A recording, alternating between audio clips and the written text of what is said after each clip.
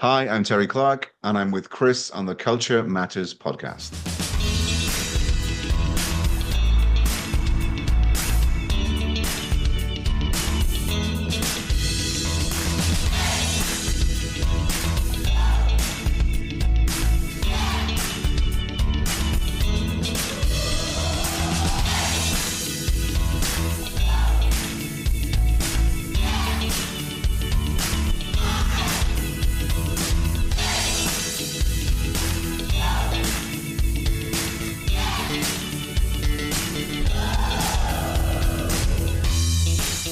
Hi, Terry, or Terrence, or Mr. Clark, or Dr. Clark, or something. I don't know. How are you? I'm very well, Chris. I'm not a doctor yet, although I am thinking of doing a doctoral degree, but I'm not a doctor yet. But I'm very well, thank you, Okay, and thank you for having me on your amazing podcast. you're more than welcome. Happy to have you here. I have a couple of questions. Like I said in pre-recording, I don't really prep a lot. I prefer a Okay. flow of conversation. But tell us a little bit more about yourself. Where do you Mhm. come from? Where are you now? And what is your so-called Okay. cultural frame of reference? Okay. Well, the cultural frame of reference for me is a bit messy. So I'm born in Northern Ireland, went to the UK when I was 8. Then I went to Hong Kong when I was 21, and I've been in Asia ever since then. But I'm currently based in Shanghai, approaching 50, so you can see how long I've been out here. Culture-wise, my culture a bit odd. My grandmother was Indian. You wouldn't think it to look at me. My grandfather was Irish, so a real mix. And I've been out in Asia for a very long time now. So, I work and have my life in Chinese as well as English, and I train and I coach in English and Chinese as well. And I work all over Asia. So my cultural reference or my cultural point is messy, but in a good way, I would say. It gives me quite a good understanding of all sorts of facets of different cultures. Okay. There's this saying that you can take an Indian out of India, but you cannot take India out of the Indian, and that goes with every culture. If I line that up with you, what is your culture? Not your passport, because your passport is not necessarily a culture. No, yeah. It's also a very difficult question to answer, to be honest. I mean, I have an English passport, an Irish passport, and I have a Chinese permanent ID card, which are quite difficult to get. So, Yeah. which not citizenship. And I've been here a long time, and where I work with a mix of East and West, so it's really difficult. When I'm with Irish people, I'm very Irish. When I'm with English people, I'm very English. So I think we adapt ourselves with the situation you're in. And if you think about leadership and at work, you also adapt yourself to your team members or to your boss, etc. So Mhm. it's a very good question, but I can't answer it because I actually don't know. Okay. All Hmm. right. But maybe it's better a question to be asked to people around you who Okay, yes, yeah. this is something that I get a lot in terms of, I mean, I've Okay, lived in the US, in Belgium. I'm now in France. I'm Dutch myself. right. And I mean, I've grown to know that I am as Dutch as they come, really. Hmm. But other people tell me this, you're so Dutch. This is so Dutch what you're doing. Okay, fair enough. Yeah. Well, And can you, before we go into China and Asia and stuff, can you say something about the difference, the cultural difference between Ireland and the UK, or in your experience, evidently? that's a very good one, right? Because, well, if you look all the way back to genetics, Hmm. the Irish and the English, there's some differences there. There's some similar admixture. Some Saxons, from Vikings, from Celts. If you could see me, I'm blue-eyed and sort of red beard. I'm very Celtic, Uh-huh. in terms of where I'm from. Difference with the British and the English, or the English and the Irish. Well, there's still a little bit of animosity, I would say, depending where you're from in the countries. I guess so, yeah. Very similar, very similar. I think very similar. But I would say that the Irish, and maybe I'm a bit more biased here, are a bit more friendly, a bit more Okay. welcoming to people, Hmm. a bit more go with the flow type of thing. That's just in Okay. my experience. So, I've been working for over 25 years. I've run huge teams. I've hired thousands of people. I've coached and trained now for 2,000 hours. So talking from a lot of experience without trying to be biased. It's Yeah. always difficult when you ask people about their own culture because you're a little bit biased about it, right? It's like when somebody says, "Oh, we want an American trainer to do an American culture," and I would always say, no, no, let's send somebody else who's maybe lived in America rather Yeah. than an American, Yeah. right? Has an Because outside view. there's that exactly, exactly. Yeah. So it's difficult for me to answer that question because half the family is Irish, half the family is English, and back in Europe. So it's a difficult one. A lot of similarities, Hmm.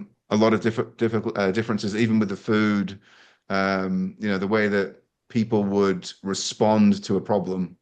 I find that my family in Ireland are quite negative, have more of a negativity bias. Hmm. So everyone has a negativity bias, right? All of us. Hmm.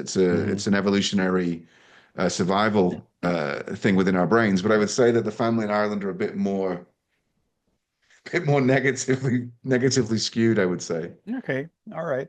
Okay. Yeah. Then jumping all the way from the UK and the island and Ireland itself Yeah. to Asia. Why Asia? How did you get there? I mean, by plane, evidently. But Could have been what's the both. choice? Why Asia? Why not South America or the US or Africa? So um, at the time, I was working in the UK, the Inland Revenue, so the IRS, I Mhm. guess you would say in the US, Yeah. and my father was in Hong Kong, and he was managing a bar in Wan Chai, and he said, "Come for a month." This was And before I the had never independence, been or on the a independence, the giving back, the end of the yeah lease. after that, yes, Oh, after after. that. Okay. And he said, come for a month. And I'd never been on a plane in my life. I'd never been on a plane. When we went from UK to Ireland, we took a ferry, which was overnight, right? Uh-huh. And he said, come for a month. And I went, okay. And I remember my manager at the time, Martin was his name. He said, you're not coming back. I said, of course I am. This is a government job. It's going to be like secure. Yeah. So I got on that plane and he's right. I didn't go back. I Okay. stayed. I just fell in love with Hong Kong when I arrived there. The sights, the sounds, the fast pace of everything. Coming from the UK where Oh yeah. it's relate in relation to Hong Kong at that time, everything's much slower, right? Decision Yeah. making, and I was just like, wow. So I ended up staying. I ended up building a small business, international trade type of thing. Hmm. Um, and then I decided, everyone spoke Cantonese. There wasn't a lot of Mandarin at the time, but I saw, well, Mandarin's more and more being spoken, so I should learn this language. I Hmm. think there's more opportunity maybe in the mainland. Hmm. So I went back to school, back between Hong Kong and the UK, and then with university, they sent me to Shanghai. Hmm. Supposed to be there for 1 year out of 4, and I ended up staying. Hmm. I just thought this place is amazing, and just ended up staying. And then my second week, I found a job with a Dutch guy, All actually. right. I was sitting in Starbucks saying, oh, I'm not really enjoying the university. I'd like to do a job. And he said, hey, come up to my office tomorrow. I ended up working for him. Okay, cool. All right. Yeah. And Yeah. the rest is And history, then so to I've been speak. here ever since. I want to talk about your business as well, which is Sure. coaching, or Yeah. and you talk a lot about cross-cultural adaptation. Yes. Maybe the segue from what you just told us and to Mhm. more the business side is what were your biggest adaptation problems, if any, or what was Sure. the easiest? I mean, it swings both ways. Mhm. Um, you mean in terms of living in another country? Well, I mean, you go there and you never come Yeah. back. That's not Yes. very evident. I mean, the switching countries is the second Yeah. most stressful event that a human being can experience. Sure. Sure. Sure. Um, I just thought of it as an adventure back then. I thought there's more opportunity here than in the UK. But yeah, thinking back, obviously the language, right? So, I mean, you probably speak a few languages yourself, Chris, right? So Some, what, yeah, Dutch, English, French, right? Spanish, At yeah. least. Yeah, at least, right? So Hmm. you grew up on mainland Europe and speaking more than one language is very normal, right? Everybody does it. Yeah, So I grew up in the UK. We did 2.5, 3 years of French just to pass the exam, right? yeah. So so when you're learning those languages in Europe, a lot of them are similar, maybe the same language family, so it's a little bit easier to learn. Where Chinese is not related to anything. Mm. So I came in there. I mean, the biggest barrier with Chinese is you panic when you see the characters and the reading and the writing. But actually, the grammar is much simpler than any European language. I'm not saying Okay. it's an easy language, but the grammar is much simpler. So back then, it was like, oh, got to go and learn this language. Nothing's in English when you come in. Maybe the signs at the airport, right? So the biggest barrier was language. Yeah. But then you learn it's trial by fire, right? So you learn by doing. Uh-huh. You've got no choice, right? Unless you're a very high level executive and you come over and you've got assistants and things like this. I wasn't a high level executive when I came over, Hmm. so I had to do that myself. So there's language is the number one. People's concept of time, Hmm. right? So people's concept of time, so different meaning time. So for me, I would always be like 10 minutes early. That would be on time for me. Hmm. But people here would be exactly on time. And I'm like, hey, you're late. In my head, you're late. Why are you setting everything up now? But they're on time, Hmm. right? Also, the indirect and direct communication. A lot of people still fall down on that. Yeah. Whereas you and I, Chris, you would say, right, we're going to have this call at 8 o'clock. We're both here at 8 o'clock, Yeah. right? There's no hidden meaning. But I find here in Asia, most Asian cultures, the indirect communication can trip people up. We have a thing in Chinese where they say, I won't say it in Chinese, but they say, I'll think about it. Hmm. It always means no, Yeah. always, right? Yeah. Literally always, right?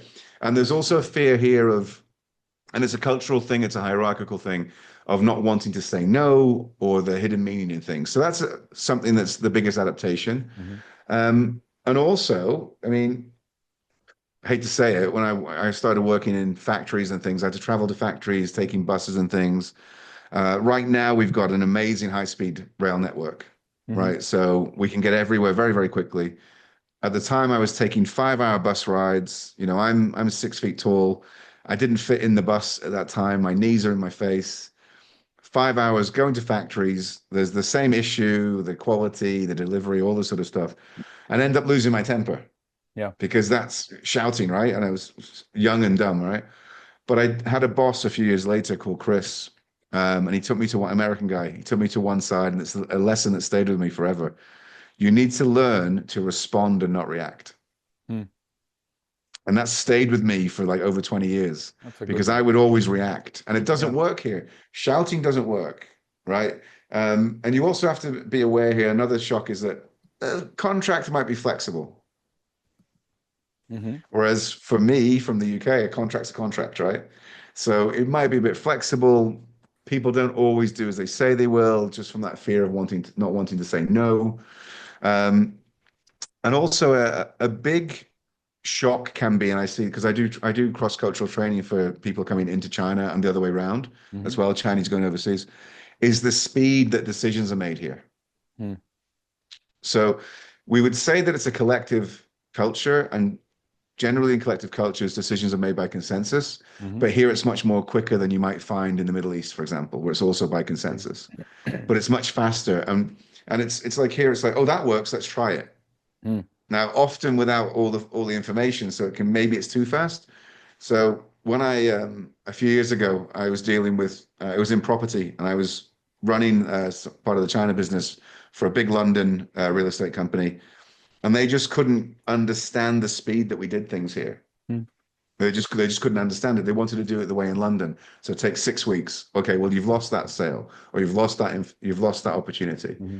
So that's a bit of a shock. But one of the things I really love about living out in Asia is the speed that we do things Hmm. with the right information. Right. Um, just getting things done quicker. It's a big shock. It's a big adaptation. So it's an interesting description of what you use. I use an adapted model of Hofstede for Okay, yeah, to explain culture, and basically what you said in your explanation here is typically it follows yeah, exactly the whole pattern in terms yeah, of and the difference between the UK and the Middle East yes, compared yeah. to China. You talk a lot. Where is my because this is a question I wanted to ask you. You talk Okay, about a lot about cross-cultural adaptation. yes. Okay, look at it from the literal sense, or do you have your own definition around that? Well, I think that there's got to be a literal sense as one part of it, but I also have my own model called the triple A model because it's easy. Hmm. There's a lot of models in coaching and training. I think the simpler the best, Yeah. right? And also, I try to talk about talking threes, the power of three. As you know, the human brain can focus on three things at once. Less than seven, three is perfect to Yeah. focus on things. And the triple A model is awareness, appreciation, and adaptability. Hmm. So if you think when I went to Hong Kong at 21 years old, it was just after the handover. And I would say that 99% of the Western people there did not speak Cantonese Hmm. because they didn't need to. Yeah, It's British. Why should I speak Cantonese? of course. And it's changed over time. That's just an example we're giving. A lot of people speak Cantonese Mandarin now. And that was this being aware, but not appreciating it and not adapting yourself because you didn't need to. Hmm. So in the model, it's being aware that there's a difference, right? Just, you come into a different country. When you come into China, I was just helping another coach come in from Malaysia last week, and China's basically cashless now, Hmm. right? So we use an app called Alipay and an app called WeChat. Hmm. Now, Alipay last year came out with an international version because they realized so many people were coming and they couldn't pay for things. So you can link your international bank card to that. Yeah. But nobody tells you this. So I told her this and then it worked perfectly for her. But she wasn't even aware of that to be Hmm. there, right? Because nobody tells you. So it's being aware of these differences and also the differences around, if you think about Hofstadter, around time, around power distance, Hmm. around communication, direct versus indirect. It's understanding these things. Then the appreciation is okay, just because it's different doesn't mean it's wrong. Hmm. And I should understand that I'm not in my own country. And a lot of people come in, they don't get training, they don't have anything, they read a guidebook. If you read the guidebook now, it says for China, still give name cards. I haven't used name cards for 5 years. Hmm. We just like exchange our information on WeChat, which is like WhatsApp, right? Yeah. But people will still tell you to bring your name cards. Now, if you're dealing with the government, yes, bring your name cards. Or it's a big official meeting, bring your name cards. Hmm. Um, so it's adapting yourself, and then it's coming to adapting. So you don't speak the language, that's your problem. It's not a billion people's problem or Hmm. 100 million people's problem, whichever country you're in, right? It's Yeah. your problem. Yeah. And there's many, many free translation apps. There's many ways of doing things. You don't like that food, then eat something else. Hmm. You see too many people coming in. I mean, what I try to say is when you go into a new culture is be a 5-year-old. Hmm. And why is it to be a 5-year-old? Be a child, because you have to ask your mum or your dad or the people around you how to do things. Hmm. So if you don't know, adapt and ask, Yeah. right? China's done it. Well, a lot of countries around Asia, around the world, have done a great job. You go to Thailand on the Sky Train, everything's in English and Thai, right? If you go to Japan now, Japan's got these amazing at the ticket booth live translation for the guy selling you the ticket and you in many languages. Live Okay. Cool. translation. It comes up on the screen. Hmm. So that's the adaptation, and we have to adapt ourselves. We can't be that closed-minded, where I'm from this country and this is how we do it at home. Yeah. You've lived over the world, Chris, and it's just an amazing experience. Go and try if you might not like it at first, try the food, try to speak the language, try to take the public transportation. Don't put yourself in this expat bubble. You can if you want, but your life will be so much richer. I agree. Fully agree. Just have to get this salsa dancing down, which I'm still not good at. Yeah. I just spent 3 months in Colombia. That's why.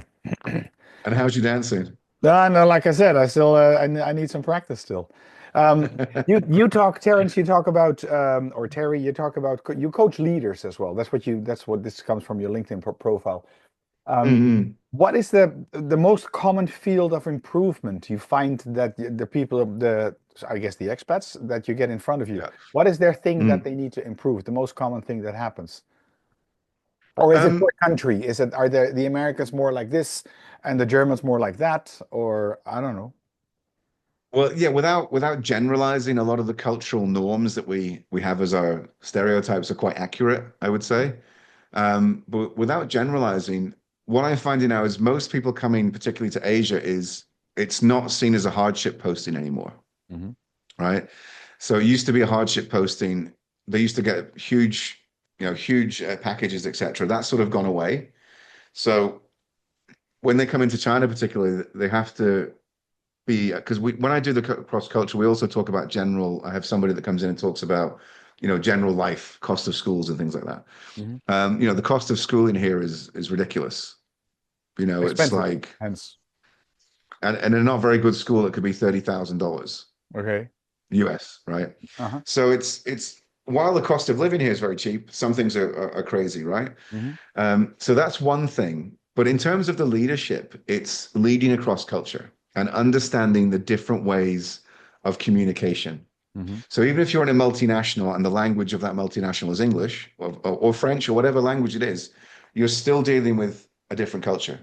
Hmm. So the way that you are setting goals or setting tasks or discussing will be very different to the way you do back home. So I always encourage people or leaders or managers coming in to really make sure you're asking enough clarifying questions because people will just say yes, Hmm. yes, yes, yes, I can do it. And maybe a week later they come back and say, actually, I wasn't very sure. And you've lost that week. So I Hmm. would ask more questions and don't assume that just because somebody says yes, that they understand or they agree with you. Yeah. So that's a sort of a bigger area of improvement. So I say to people, leaders, what's got you to here now before is your skills or whatever. Now you need a behavior change. When you're coming into a different culture, it's not your skills change, it's your behavior change. Mm-hmm. Understanding the attitudes to work, understanding attitudes to public holidays, to family, to socializing with your team. You have to understand all of these things that are very different, and they're very, very different from back home. At the base of things, we're all humans, right? So we all have the same things. We all know Maslow's hierarchy of needs, Hmm. et cetera, et cetera. So we all have these, but we have them in different ways. So it's the biggest change is understanding. If you're coming from France and you're here, you're not getting a month off in August if you are posted here. But you're not get. A lot of people are shocked. You're not getting it Yeah. because we don't do it here, right? Maybe if you're between both countries, okay, you're not getting it, right? Here, people are going to send you messages outside of working hours, and you are expected to reply to them, right? Um, Here as well, you are expected to work very long hours Mm. because it's in the culture. It's not Yeah. about your productivity. It's not about productivity. It's about being seen in the office. Yeah. Yeah. So these are some of the biggest shocks, but it's about how to communicate. That's the biggest challenge for a lot of people.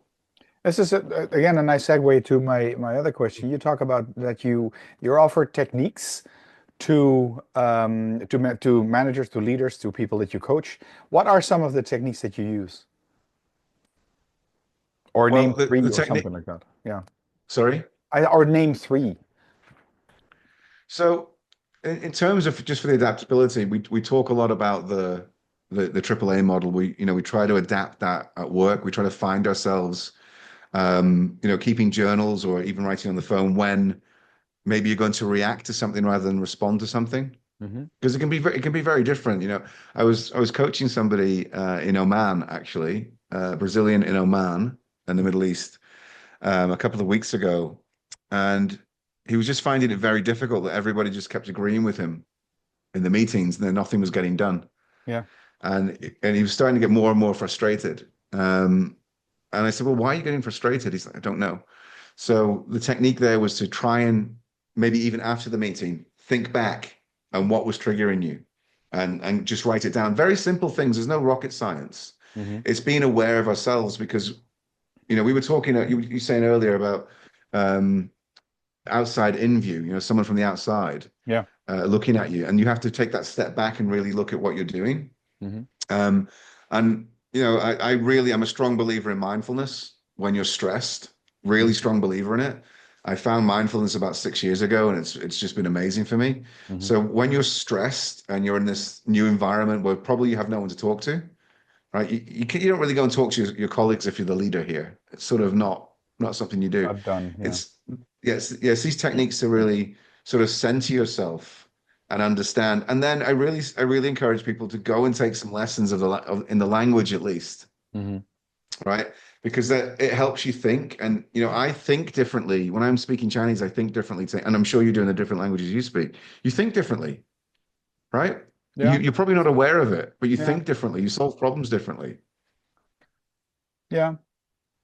Yeah. I'm trying to think. I'm trying to Yeah, digest what you just said, yeah, indeed. yeah. And I just kept coming back from Colombia for having been there for three Yes, months. They're very apologetic there. It's right. always it's lo siento, discúlpame, Yeah, gracias y gracias, and I seem to do that now in English as well, which is kind of strange. And then I say thank you to something of before I would say or which is enough yeah, here. yeah, yeah. But not, so that's yeah, it's an interesting realization on this side. Yeah. because you've adapted yourself, right? To some extent, And I guess.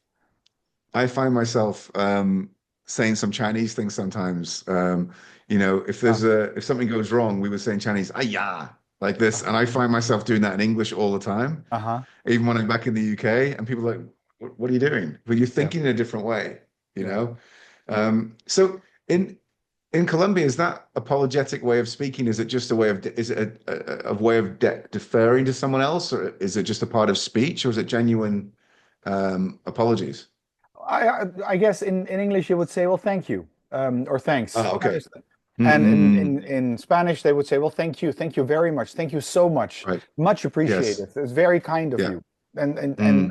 if you hear when I heard that first, is what you give me a glass of water and do you expect this? I mean, you understand what I'm trying to Yeah. say here. So Yeah. Yeah. that is interesting to see, and then I think it makes sense to copy that behavior. You see that behavior Yes. and copy Yeah. that behavior if more people do this. Yeah. Well, I think that's a really good point about copying. I think it's down to our mirror neurons, right? And once we adapt to being somewhere, that we do it subconsciously or Hmm. unconsciously, Yeah. because we're just here. So, for example, for me, it's like um, when I speak Chinese now, right? Okay, generally, if you're new someone in China and you say ni hao, so Hmm. hello, you Hmm. say that one word, and people generally go, "哇，你中文说得非常流利." Well, your Chinese is fluent, right? They're genuinely shocked because a lot of people believe Chinese is the hardest language in the world. Hmm. Um, but they're also like, "Oh, this person's trying to speak," and then you say just hello, and then people start speaking to you, and you're in a panic mode. But Yeah. I think for me and a lot of people I know have been here for a long time, we just talk, and nobody goes, "There's no reaction." We just talk. It's like Yeah. because we're here, and I think you just give that you're part of the society and you're comfortable. Yeah. So people don't react. They just talk. They just talk to you as if it's normal. It's Yeah. like, if a Chinese person comes up to me and they're born in the UK and they speak to me in an English accent and say, "Hey, I'm from London," I go, "Yeah, okay, just carry on talking." Yeah. It's. Yeah. But I think you adapt yourself to where you are. I Yeah. think, it's like in London last week. I went to a Sichuan restaurant and it Hmm. was supposed to be very, very, very, very spicy food, Hmm. and it's no, it No. was for England, right? But so European I'm because I'm spicy used. food. Yeah, Yeah. because I'm used to that. I was Yeah. this is a bit bland, Yeah. So you adapt to these things. Um, but the techniques are really um, actually let's go a bit deeper. So watching the humor is Hmm. something I always say to people because what's funny for you is not funny for someone else. Oh yeah. Learn a bit of the language, learn the gestures, because when we're training people for the Middle East, some of the hand gestures are very different Hmm. that would be acceptable elsewhere. Like so the okay symbol is not okay all over the world, Hmm. right? Pointing with your finger is not okay all over the world as well. Yeah. Um, Really being conscious of your eye contact, Hmm. right? So eye contact for people from the UK is very different for people particularly from China, right? Hmm. Learning some of the language and just trying to put your all into it and try it. And if you don't like it, fine, but try it first. Yeah. Like I hate chicken feet. I hate them, the texture, but I tried them many years ago and I know I don't like it. Yeah. So I think it's a bit respectful if you just try something. And if you don't like it, you don't like it. That's also Unless it's good. against your Yeah. your your beliefs or something, that's fine, right? Yeah. But and try to be genuine with people, really ask genuine questions, learn about people. I think that's really important. And really learn the customs around work, Yeah. because we have a horrible thing in China where you'll have a week's holiday and the government swaps the Saturday and the Saturday. So actually, when you go back, you're still working 7 days. And it's something that people hate, but you need to adapt to it. Little Yeah. things like this Yeah. are really important. So what describes your typical professional coaching? How do you approach, how do you do this? Mm, mm. Have a newbie over, So go to China, first time in China, yeah, or they're confused, they come to you and they need help. yeah. So so I work with corporates and I work with individuals. Hmm. So culture is part of what I coach, but also leadership and communication, etc. And I work with people of all levels. Hmm. So I do a lot of work with international schools here, with the parents and with the teens. and also fresh grads, coming out Uh-huh. of university here because they're sort of lost. They're not trained or taught any of those soft skills that we need now. So emotional intelligence, so social intelligence, active listening. It's just not taught. And I think these are the skills that are going to set people apart in the future of AI. People Hmm. that can actually communicate. I think Hmm. that's what's really going to set people apart. So I do a lot of that work. Now, in terms of the cultural coaching with corporates, so with people coming in, it's either groups or individual one-to-one or families, Uh-huh. and also with Chinese executives going outwards as well. So we work with both sides there. Okay. And then, of course, individuals would come to us as well. Everything's word of mouth on LinkedIn and website and stuff, but nearly everything's word of mouth. And there's set programs. If someone's going to the Middle East, depending on the country. Hmm. If someone's going to Malaysia, if someone's going to Thailand, someone's going to Vietnam, for Europe. So we have tailored programs for that Yeah. right there. It's usually one-to-one or groups, and then with individuals, it's really about what are their challenges. So typical coaching. So what are Right. their challenges, and working around there. So I'm ICF PCC, um, and it's a really great framework. But I also do something that's called sports coaching, where Mhm. I give my advice as well because I've lived here for so long and I've lived in these different cultures. So it's a mix of those, depending on what the client wants. And then the corporates are, look, here's the program. This is what we want to talk about, and maybe the head of learning development or the HR might change some bits in it, but it's pretty tried and tested. We've done it with some of the big banks, the airlines, the Chinese airlines too, some of the big Chinese software companies, internet companies as well. So it's pretty much um, tailored to what they want. We've got the set, but we tailor it depending on where they Hmm. want to go. Okay. So I had last year a Chinese new energy company. It was very interesting, and they wanted in one day or so, one session. They wanted, and you'll know why I'm sort of rolling my eyes. Yeah. They wanted Indonesia, India, Turkey, and Japan all in one session. Yeah. Of So course. it was a challenge, and this was all delivered in Chinese as well to Uh-huh. people that had never even been on holiday outside of China. Mm.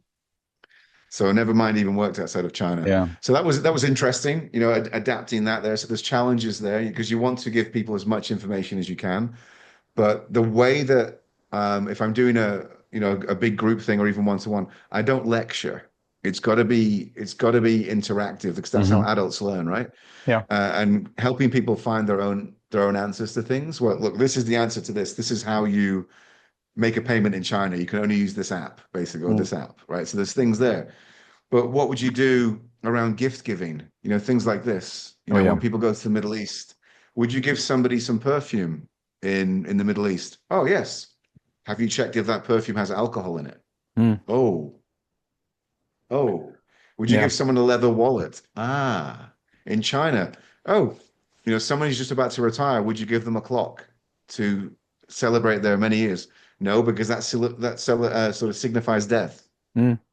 Even the color of flowers and all these little nuances, we try to talk about them as much as possible. But the example I had last year, very difficult in a 6-hour session to talk to 40 I people can about imagine. 4 different countries. And 40 Yeah, people, yeah, that's a lot as well. Yeah, yeah. absolutely. Well, All right. that's what you'll find if you ever come to China to do training. Hmm. Uh, the very local companies will try and push as many people into the training as possible. Mm. Yeah. So you have to be really aware of that. Prepared. Anyone who wants to come here to train, yes. They see it as value for money, whereas I would argue back, actually, because we're so interactive, Yeah. we need fewer people so they get the best out of it. Yeah. Different mindset from cultural mindset there as well. Yeah, true. No, I understand that, Mm. and I agree. Also, coming from a European background, a European culture like that. Um, I'm looking at the time of this recording. We're Sure. over 30 Okay. minutes already, which Okay. is fine because I like the conversation. Me And too. so I want to thank you, and I want to sort of drift towards my final question. My two final Okay. questions is in terms of your advice to becoming more cultural competent. What three tips could you give or have given already, maybe, to become more Yeah. culturally competent?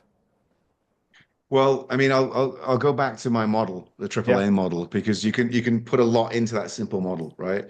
Yeah. So it's awareness, appreciation, and adaptability, right? Uh-huh. So be aware that everything's not the same as in your own country, and it's not going to be.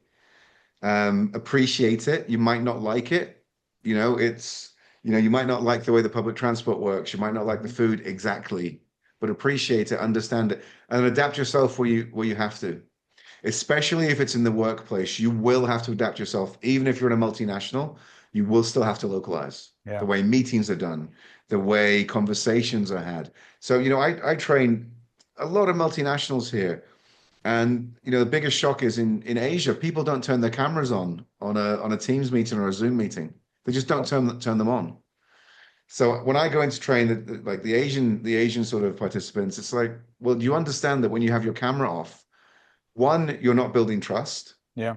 Two, if you think about communication, around 55% of communication is body language. So you can't even see the person. Hmm. Everyone's using English in a different way. English belongs to the world, right? So the way I speak English is different to the way you speak English, Yeah. Chris, and it's different to somebody the way from Beijing speaks English, even if they're fluent. Yeah. So when you're turning off this camera, you're taking away all this communication and understanding. And I always reiterate this when I'm doing any sort of training that workshops, turn on your camera, and the results afterwards, you go back and check on people, are like, wow. So the Mhm. communication is so much better now. I have much better relationship, and the meetings are quicker. The Yeah. meetings are quicker because you're able to see each other. Yeah. That's Simple true. things like this. Yeah. Makes good sense.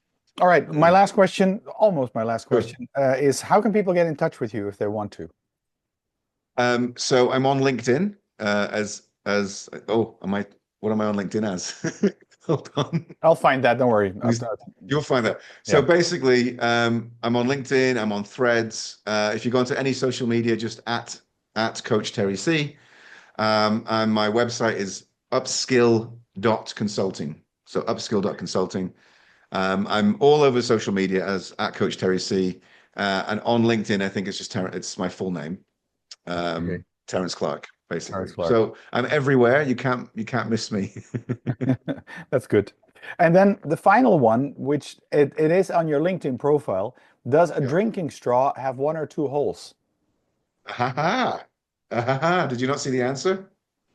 I saw somebody said, "Stop, Terry, stop."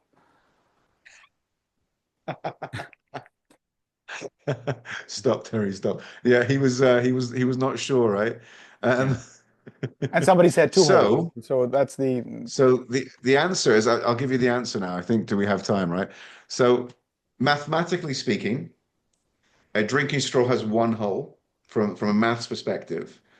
It comes from topology, so that studies the properties of shapes. Mhm. A straw is considered topologically equivalent to a circle with depth, and a circle has one hole. But some people argue a straw has two holes, one at each end, because it's more intuitive. But also, straws are made by extrusion. So air goes into them. So it's actually one hole here. They pump the air in, it's stretched and made. So I would say one hole no matter what. I'm going to put that forward toward my daughter. She's doing a double bachelor in the Netherlands. She's doing math and Okay. science. Oh, So this wow. is something Okay. for her to figure out. Yeah. It So, was just all it was right. just a fun question. I Fun know, I question that know. someone So asked me. hence I Yeah. put it forward as well. So maybe we'll Yeah. change the world with this. Who knows? All right, Terry. It's been a pleasure talking to you. Thank you for your You too, time and Chris. effort. It's about 9 o'clock where you are, I think, in Shanghai, Yeah. close Yeah. to. Yeah. And so I'm pretty sure we'll be in touch in the future. Fantastic, Chris. And thank you so much for your time. I really appreciate it. And this was a really, even though I've got this terrible jet lag, this was a really great conversation. It's like giving me some energy. So thank you so much. You're welcome. Take care. Okay. Take care. Take care. Bye bye.